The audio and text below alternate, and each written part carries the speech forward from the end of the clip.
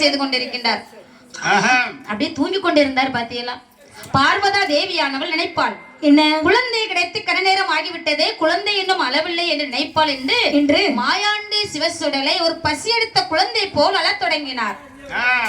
பார்த்த பார்வதா தேவியானவள் ஓடோடி வந்து, ஆகா, குழந்தை கிடைத்து கனநேரம் ஆகிவிட்டதல்லவா, குழந்தைக்கு பசி எடுத்திருக்கும் அல்லவா, அப்படி ஓடி வந்து தூக்குனா. பாத்தியலா, பாத்தியா தம்பி, பார்வதா தேவியானவளுக்கு அப்படி அதிர்ச்சி ஆயிட்டு. ஏந்தி முத்தமிடுகின்ற சமயம் அந்த பிள்ளை திருமேனி எல்லாம் மேனி